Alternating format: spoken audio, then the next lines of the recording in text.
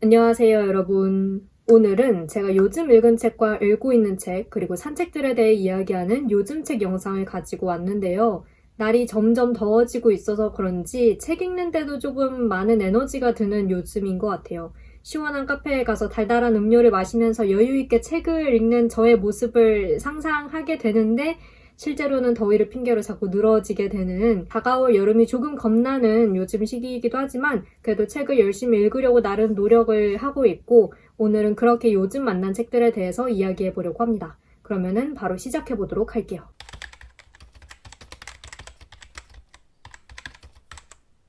우선은 늘 그랬듯이 요즘 읽은 책들부터 이야기를 해보려고 하는데요. 첫 번째로 두 권의 책을 같이 소개해 보려고 합니다. 바로 이 책들, 문지혁 작가의 초급 한국어 그리고 중급 한국어이고요. 출판사는 민음사입니다. 중급 한국어 이 책이 출간됐을 당시에 출판사에서 선물로 보내주셨었는데 이 책을 읽고 너무 재미있고 좋아서 이 초급 한국어를 민음북클럽 가입할 때 웰컴 도서로 선택을 했었어요. 이 책들이 어떤 내용을 담고 있는지 간단하게 이야기를 해보자면 우선 두 작품의 공통 주인공은 문지혁이라는 이름의 남자입니다. 초급 한국어에서 지혁은 뉴욕의 어느 대학에서 한국어를 가르치는 일을 하고 있고요. 중급 한국어에서는 한국으로 돌아와서 강원도의 어느 대학에서 글쓰기를 가르치는 일을 합니다. 두 권의 책 모두 이야기가 조금은 독특한 방식으로 전개되는데요. 지역의 삶에 있었던 순간순간과 지역이 학생들에게 강의를 하는 내용이 번갈아 서술되고 있습니다. 기승전결의 양상이 뚜렷하거나 특정할 만한 어떤 사건이 있다기보다는 삶의 어느 지점이 문득 지역의 머릿속에 떠오르는 것처럼 내용이 서술되는 거죠. 초급 한국어에서는 지역이 뉴욕에 와서 일하는 외국인 강사이기도 하고 또 소설을 쓰고자 하는 인물이기 때문에 문지혁이라는 개인에 대해서 특히 뉴욕이라는 타지에서 한국어 화자로서 이방인으로서 홀로 살아가는 나는 누구이고 나는 과연 지금 안녕한가? 어떻게 살아가고 있나? 하는 문제에 더욱 집중을 하고 있고요. 그리고 후속작인 중급 한국어에서는 그보다 범위를 조금 더 넓혀서 나의 삶과 이 반복되는 일상 자체를 어떻게 바라볼 것인가. 특히 이제는 시간이 흘러서 결혼을 하고 딸도 태어났기 때문에 이 새로운 가족과 함께하는 삶의 의미는 과연 무엇인가 하는 이야기까지 다루고 있거든요. 물론 지역의 삶과 소설 쓰기라는 커다란 틀은 일관되게 유지되고 있지만 이 책들의 주인공 이름은 문지혁, 작가님의 성함과 똑같죠. 저는 사실 이렇게 작가의 이름과 작품 속 인물의 이름이 같은 소설들을 읽을 때 약간의 알쏭달쏭한 의문을 늘 가졌던 것 같아요. 흔히 소설하면 허구의 이야기를 다룬다는 우리가 일반적으로 알고 있는 소설의 정의, 이제는 통념에 가깝지 않나라는 그런 것들이 있는데 그렇다면 이렇게 자신과 이름이 같은 인물을 내세워서 소설을 쓴다는 일은 어떤 의미의 작업일까? 그리고 이 책에서 지혁은 문예 창작과 사람들로부터 너의 소설은 너무 반듯해 라는 말을 듣고 부끄러움을 느끼는 자신의 앞에 주어지는 인생의 경로를 크게 벗어나지 않고 살아온 평범한 인물입니다. 이 책에서 그려지는 순간이나 감정들 역시 우리가 너무나 잘 알고 있거나 혹은 많이들 겪어봤을 그런 것들이기도 하고 그렇다면 이러한 지역의 삶은 어느 지점에서 소설이 되는가? 어떤 작업을 통해서 어떻게 소설이 되는가? 이런 비슷한 질문을 예전부터 꽤 오랫동안 가지고 있었거든요. 이 책을 읽으면서 그 의문에 대한 답변을 어렴풋하게 좀 찾은 것 같습니다. 이 초급 한국어의 작가의 말에 보면 문지혁 작가님께서 소설이 삶에 속한 게 아니라 삶이야말로 우리가 부지불식간에 쓰고 있는 소설이라고 믿는다라는 말씀과 함께 소설을 쓴다는 건 일종의 다른 이름으로 저장하기 버튼을 누르는 행위이다 라고 말씀하신 게 있어요. 그리고 중급 한국어에서는 주인공 A가 일상의 영역에서 비일상의 영역으로 갔다가 미세한 변화를 겪으며 다시 돌아오는 것에 대해서 학생들에게 이렇게 강의를 하시는 부분도 있고 이 부분들에서 제가 가지고 있던 의문에 대한 힌트를 좀 많이 얻을 수 있었는데요. 이 두 권의 책 안에서 지역은 미세할지라도 끊임없이 계속 변화하고 있거든요. 미국에서 한국으로 돌아오고 가족 중 누군가를 떠나보내고 또 새로운 가정을 꾸리며 딸이 태어나고 자라는 과정을 함께하고 그리고 글을 쓰면서 겉으로 보기에는 평범한 일상이지만 그 안에서 지역이 A에서 A-가 되어가고 있음을 느낄 수가 있습니다. 그 지역은 이 과정을 그냥 흘려보내지 않고 스스로를 면밀히 관찰해서 기록을 하고 있어요. 말하자면 자신의 삶을 소설로서 끊임없이 다른 이름으로 저장을 하고 있는 거죠. 점점이 흩어있던 자신의 일상을 하나의 선으로 잇고 그것을 성실히 기록하는 작업, 그리고 그것을 소설이라고 명명하는 작업, 이 작업이 그의 글을 소설로 만들지 않았나라는 생각을 했습니다. 아무래도 이 책들이 삶과 소설을 엮어서 이야기하는 작품들이기 때문에 읽으면서 저의 삶에 대해서 그리고 나라는 사람은 누구인가에 대해서도 많이 생각을 하게 됐고요. 과연 내가 흘려보냈던 일상의 순간순간들은 어떻게 다시 이어질 수 있을까? 나는 그것을 어떻게 다른 이름으로 저장할 수 있을까 하는 것에 대해서도 많이 생각을 하게 됐고 정말 정말 재미있게 읽었던 인상적으로 읽었던 그런 책들이라서 여러분께도 꼭 소개를 하고 싶었습니다.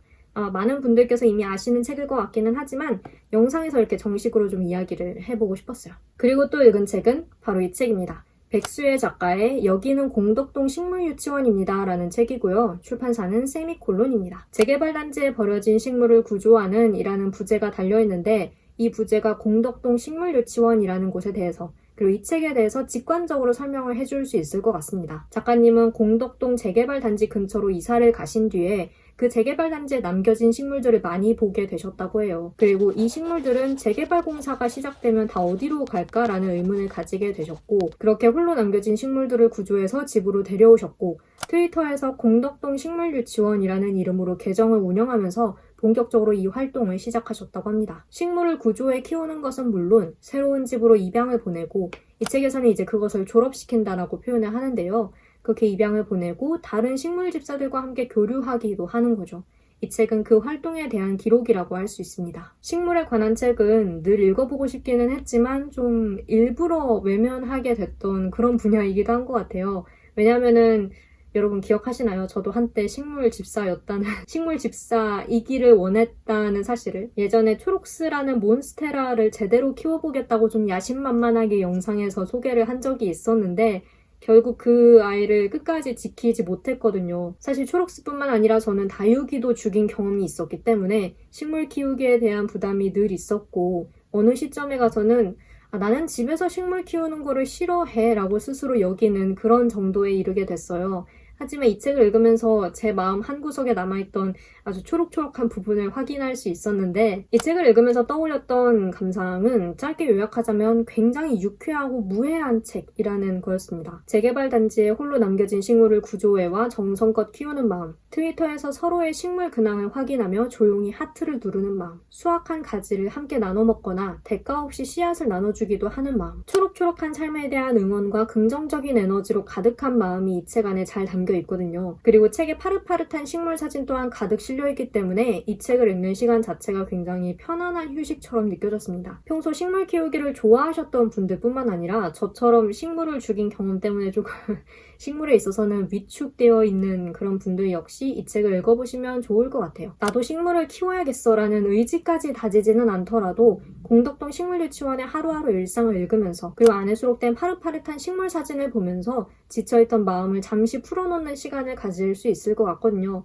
앞으로도 공덕동 식물유치원이 꾸준히 운영되고 또 많은 졸업생을 배출할 수 있기를 응원하는 마음으로 읽었고 되게 표지에서부터 벌써 초록초록한 기운이 가득 느껴지지 않나요? 그래서 저는 이 책이 출간됐을 때 인스타그램인가 온라인 서점인가 어디에서 딱 표지를 보고 저 책은 꼭 종이책으로 읽고 싶다라는 생각을 했었거든요. 표지가 너무 예뻐. 그 다음으로는 요즘 읽고 있는 책에 대해서 이야기를 해보려고 하는데요. 한동안 이 책 저 책 좀 떠다니는 생활을 했어요. 그러다가 요즘 몇 권의 책에 좀 정착을 해서 꾸준히 읽어나가고 있는데요. 우선은 이 책을 읽고 있습니다. 심한선 평론가의 SF와 함께라면 어디든 이라는 책이고요. 출판사는 학교도서관 저널입니다. 키워드로 여행하는 SF 세계라는 부제가 붙어있는데 이 책은 SF 평론가이신 심한선 평론가께서 SF라는 장르의 정의에서 시작해서 각 키워드별로 내용을 나누어서 SF의 요모조모를 이야기해 주시는 그런 책이에요. 아직 한국에서는 SF 장르의 비평적 작업이 많이 이루어지지 않았기 때문에 평론가님의 표현을 빌리자면 이 책은 SF가 재미있다고 말하고 또 사람들을 SF로 초대하는 일을 함으로써 SF에 관한 논의 자체가 더욱 활발히 이루어질 수 있기를 꾀하는 것 같아요. 더불어 학교에서 국어 선생님들을 대상으로 했던 강의에서 이 책이 시작된 만큼 평소 SF를 원래 좋아하셨던 분들뿐만 아니라 이 장르의 진입장벽을 느끼셨던 독자분들 역시 쉽게 읽으실 수 있을 거고요. 또 한 가지 좋은 점은 이 책에서 최근에 출간된 한국 SF 작품들을 다수 예로 들고 있기 때문에 자신에게 좀 재미있어 보이는 그리고 관심 있는 주제의 작품을 골라 읽을 수 있는 그런 길잡이도 될 수 있다라는 점입니다. 최근 몇 년 사이 한국의 출판문학계에서 SF에 대한 관심과 수요 그리고 창작되는 작품의 수가 굉장히 많이 늘어나고 있고 저 역시 SF 작품을 꾸준히 찾아 읽게 되는데요. 아무래도 저에게는 그 특성이 뚜렷한 장르로 느껴지다 보니 때로는 어려움이나 또 여전히 진입장벽을 느끼기도 하고 그 장르 자체에 대해서 전반적으로 한번 짚어주는 책이 있으면 좋겠다라는 생각을 은연중에 하고 있었거든요. 그런 필요성을 느끼던 당시에 우연히 이 책을 어디에선가 발견을 하게 됐어요. 굉장히 운 좋게. 그래서 읽기 시작했고, 이 책 하나로 SF라는 거대한 장르의 모든 것을 다 알 수는 당연히 없겠지만, 그래도 저처럼 SF라는 장르 자체에 대해서 한번 읽어보고 싶으셨던 분들, 더 다양한 작가와 작품을 알아보고 싶으셨던 분들께는 큰 도움이 될 것 같습니다. 그래서 요즘 재미있게 읽고 있고 여러분께도 꼭 소개를 하고 싶었던 그런 책이었습니다. 그리고 또 읽고 있는 책은 바로 이 책입니다. 윤혜정 작가의 인생예술이라는 책이고 출판사는 의류문화사입니다. 이 책은 하퍼스 바자와 보그에서 피처 디렉터로 활동하셨고 현재는 국제갤러리에서 이사로 재직 중인 작가님이 쓰신 예술 에세이라고 하는데요. 그 중에서도 특히 현대미술 작품을 감상하고 그에 관해 느끼거나 경험하셨던 바를 담은 에세이입니다. 감정, 관계, 일, 여성, 일상이라는 이 5가지 키워드를 중심으로 28명의 예술가와 그들의 작품이 담겨 있고요. 저는 지금 첫 번째 파트, 감정 부분을 다 읽고 이제 두 번째 파트로 넘어가려고 하고 있습니다. 현대미술이란 저에게 너무나 어려운 분야로 늘 다가와요. 인터넷에서 현대미술 작품을 아무런 맥락이나 배경 지식 없이 딱 마주했을 때는 고개를 갸웃하게 되기도 하고 또 더 심한 경우에는 약간의 당혹스러움을 느낄 때도 있거든요. 근데 그럼에도 현대미술이라는 분야를 이해해보고 싶고 왜냐면 현대의 미술이니까 제가 살아가고 있는 지금 현대의 미술이니까 제가 살아가고 있는 지금의 어떤 이야기를 하고 있을 것 같고 그래서 저만의 방식으로 좀 감상을 하고 그에 대한 인상을 이렇게 말로 표현할 수 있으면 참 좋겠다라는 생각을 늘 하고 있었어요. 다만 현대미술이라는 타이틀 자체가 주는 부담과 어려움에 압도가 돼서 선뜻 제가 먼저 전시회를 가거나 하지는 못하고 있는데 이 책을 읽으면서 지면을 통해서나마 현대의 여러 예술가들과 그들의 작품들을 좀 접해보고 또 저자의 시선을 통해 바라본 작품은 어떤 이야기를 하고 있나 좀 엿들어보고 싶은 마음이 있었어요. 물론 이 간접적인 경험을 통해서 저만의 감상 방식을 찾아가는 데까지는 시간이 아주 많이 걸리겠지만 그래도 도움이 되리라라는 생각으로 이 책을 펼쳤고 한 가지 읽으면서 느꼈던 약간의 어려움 같은 거는 이 책의 각 예술가의 작품 사진이 글의 도입부에 딱 한 점 실려 있는데 글에는 다른 여러 작품들도 함께 소개가 되고 또 묘사되고 있거든요. 그래서 그 설명을 온전히 따라가려면 매번 구글 검색을 통해서 이렇게 작품들을 따로 찾아봐야 한다는 점이 조금 번거롭게 느껴지기도 했지만 또 그런 수고를 감수하면서 꼭 읽고 싶은 책이라서 요즘 읽고 있고 여러분께도 소개를 꼭 하고 싶었습니다. 저처럼 현대미술을 어려워하시는 분들이라면은 이런 책을 통해서 전문가의 감상법을 엿보고 또 도움을 받는 게 좋은 입문 방법이 되지 않을까 싶어요. 그런 믿음으로 저도 이제 읽고 있고 그래서 이 책에 대해서도 이야기를 꼭 해보고 싶었습니다. 다음으로는 요즘 산 책들에 대해서 이야기를 해보려고 합니다. 요즘은 이미 가지고 있는 책들을 위주로 읽으려고 노력하고 있기 때문에 책을 그렇게 많이 사고 있지는 않아요. 그리고 다음 주에 이제 서울국제도서전이 있기 때문에 좀 아껴두고 있는데 그래도 최근에 산 3권의 책이 있어서 여러분께 소개를 해보려고 합니다. 첫 번째로 소개하고 싶은 책은 바로 이 책입니다. 김선호 시인의 미지를 위한 루바토, 출판사는 아침달이고요. 이 책은 김선호 시인의 첫 산문집입니다. 이전에 제가 영상에서도 한번 이야기를 한 적이 있지만 최근에 김선호 시인의 나이트 사커 라는 시집을 샀고 그리고 오늘 요즘 읽고 있는 책으로 따로 소개드리지는 않았습니다만 침대 협탁에 이제 그 시집을 두고 자기 전에 몇 편씩 조금씩 읽고 있거든요. 근데 어쩌다가 우연히 이 책에 대해서 알게 됐는데 어떻게 알게 됐는지는 모르지만 아무튼 알게 됐어요. 되게 사고 싶었는데 얼마 전에 제가 이제 강남역 알라딘에 책을 팔러 갔다가 근처에 가로수길 알라딘이 한 군데가 더 있잖아요. 근데 마침 가로수길 알라딘에 이 책 재고가 있다는 거를 보고 가로수길 알라딘까지 냉큼 가서 사왔던 그런 책입니다. 이 책에 따르면 루바토라는 것은 악보에서 시간을 훔친다 라는 의미로 템포 루바토에서 연주자는 기존 템포에 얽매이지 않고 자유롭게 연주할 수 있다고 합니다. 그리고 이 책의 뒤에도 쓰여있기를 악보에서의 루바토처럼 시의 초고를 쓸 때 역시 루바토와 비슷한 감흥을 느끼고 시라는 구조물의 안팎을 자유롭게 오가거나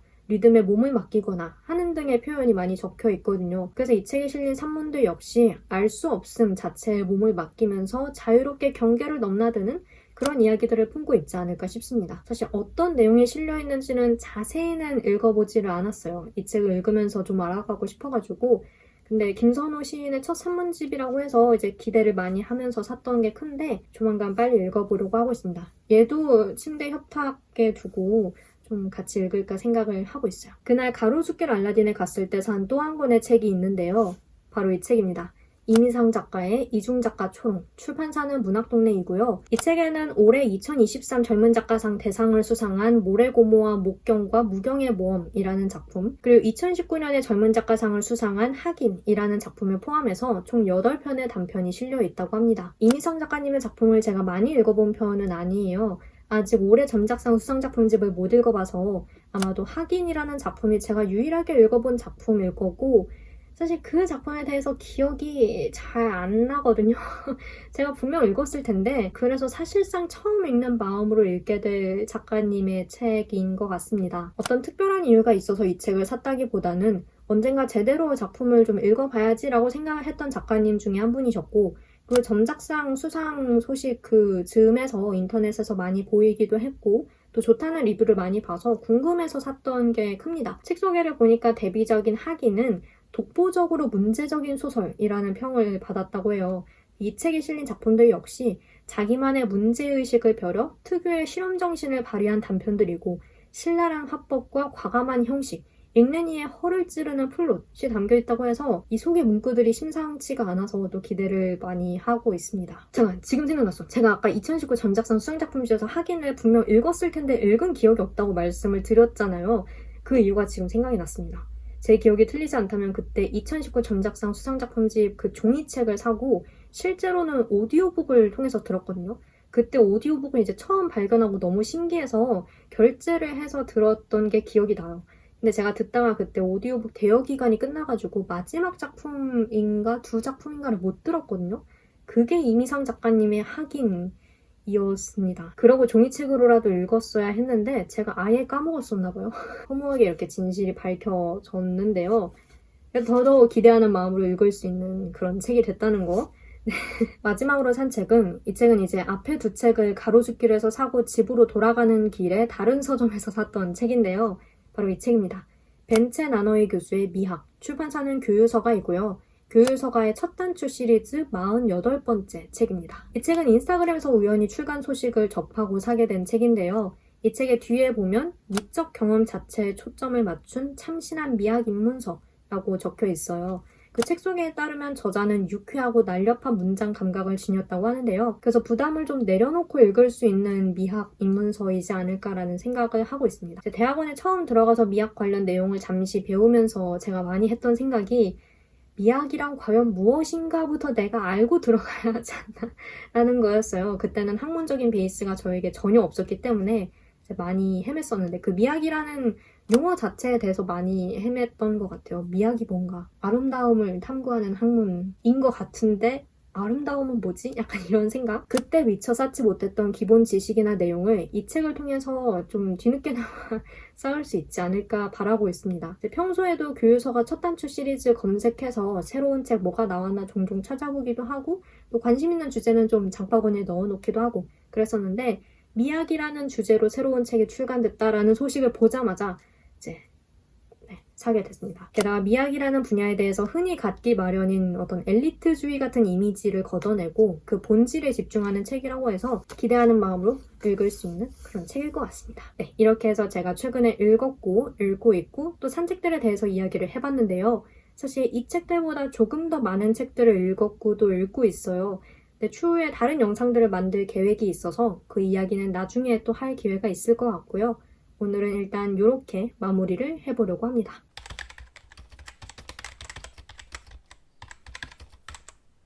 요 몇 주간 이상하게 책 읽기에 좀 집중이 안 되고 자꾸 몸이 늘어져서 이제 다시 열심히 읽는 모드로 좀 돌아가려고 하고 있는데요. 여러분은 이럴 때 어떤 방법을 쓰시는지 좀 궁금합니다. 지금 제 생각으로는 그 포모도로 방법 있잖아요. 50분 빡세게 하고 10분 쉬고 하는 그 방법? 그 방법을 독서에 한번 적용을 해볼지 아니면 뭐 어떻게 할지 고민을 많이 하고 있는데 여러분의 노하우 같은 것이 있다면 남겨주시면 저에게 큰 도움이 될 것 같습니다. 저의 독서 고민 여러분과 크게 다르지 않아요? 네, 그럼 저는 여기서 이만 영상 마치도록 하겠습니다. 오늘도 영상 봐주셔서 정말 감사드리고 우리는 다음 영상에서 다시 만나요. 빠이!